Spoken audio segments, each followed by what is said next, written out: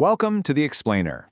Today, we're diving into some absolutely fascinating new research that really challenges what we think we know about violence in cities.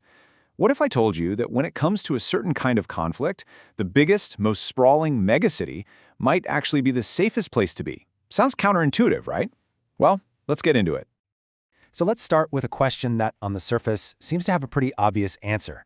Are bigger cities more dangerous? I mean, we've all seen the movies, we've heard the stories. But this new study, fresh out of Nature Communications, forces us to take a step back and really question that assumption. It gives us a way more nuanced and, frankly, more interesting picture. Okay, so to really get why these new findings are such a big deal, we first have to understand the theory they're up against. Let's talk about the conventional wisdom, the established pattern of urban crime that we see in so many parts of the world. Check out this table. See that column on the right, the scaling coefficient? You'll see it written as beta. Now that number is everything. A coefficient greater than 1 means that when a city's population doubles, the crime rate more than doubles. It's not a straight line. It's a curve that gets steeper. And as you can see from data from Brazil, the US, Mexico, this is a really common pattern for a lot of different crimes. This phenomenon has a name. It's called superlinear scaling. You can think of it as a kind of social accelerator. More people crammed together means way more interactions, more opportunities, more friction. And all that activity can amplify things, both good things like innovation and wealth creation, but also bad things like crime. For a long time, this was just considered a universal law of urban life. But here's the twist. What if we're looking at the wrong type of violence? This study shifts its focus away from things like street crime and instead zooms in on politically motivated conflict. We're talking insurgencies, battles, organized violence across African cities. And that simple change in focus, well, it changes everything. To do this, the research leans on this incredible resource called the Armed Conflict Location and Event Data Project, or ACLED for short. It's this huge database that keeps track of organized political violence. So we're not talking about random muggings here. This is about large-scale conflict, and that gives us a totally unique lens to look through. And what's really striking is where this violence is happening. I mean, look at this. Nearly half of all casualties happen within 20 kilometers of a city. That is a huge concentration, especially when you realize that area makes up less than 8% of the continent's total land. So this is very much an urban problem. Okay, so let's put the pieces together. We have this universal law of superlinear scaling that says bigger cities are more violent. And we know this specific type of political violence is concentrated around cities.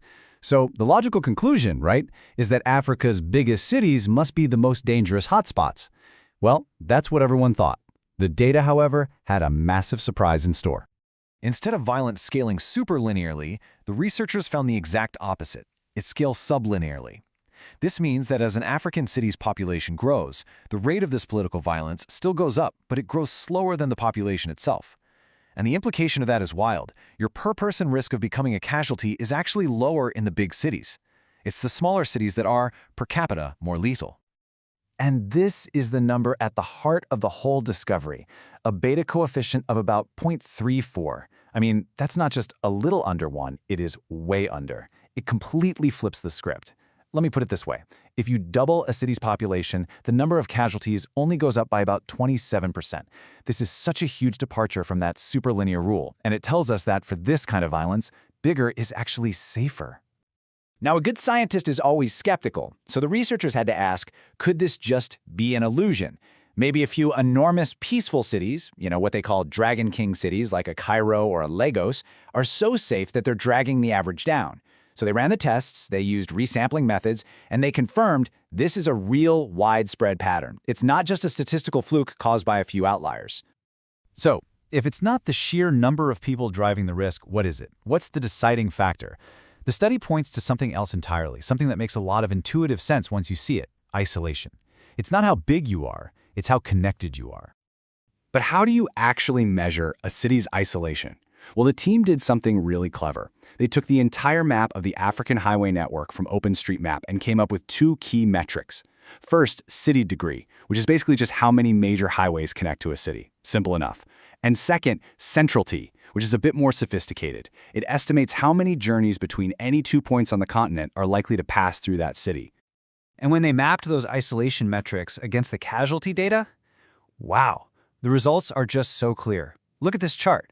In the least isolated, most connected cities, the casualty rate is down at 0.7 per 100,000 people. But in the most isolated cities, that number jumps to 3.9. The link between being cut off and being in danger is just undeniable. Let's just put a fine point on that. A person living in one of the most isolated cities is 5.4 times more likely to become a casualty of this kind of violence than someone in one of the most connected cities. That's not a small statistical wiggle. That's a massive, powerful signal that tells us isolation is a key ingredient for this kind of urban conflict. So what do we do with this information? What are the real-world implications? Well, they're pretty profound. This really could change how governments and international organizations think about security, development, and peacemaking. It suggests a whole new toolkit might be needed. So here's the bottom line. Connectivity is security. Building roads and infrastructure isn't just an economic project, it's a security project. Why? Because roads allow the state to project its presence, to respond quickly. Isolation, on the other hand, creates vacuums, perfect havens for armed groups to operate. And this matters more than ever because the data shows violence is actually getting worse in these remote places. It totally forces us to rethink what urban violence even means. Which leaves us with this really provocative thought, doesn't it? Could building a highway actually be a form of peacekeeping? In the 21st century, is it possible that a civil engineer with a blueprint could be as important to peace as a diplomat with a treaty? If this explainer has sparked your curiosity, I seriously encourage you to go read the full study yourself. It is a brilliant piece of work, full of rich data and insights. You can find it in Nature Communications. It's called Violence, City Size, and Geographical Isolation in African Cities by Prieto-Curiel and Menezes. We've got the full reference on the screen for you. Go check it out. Thanks for joining me.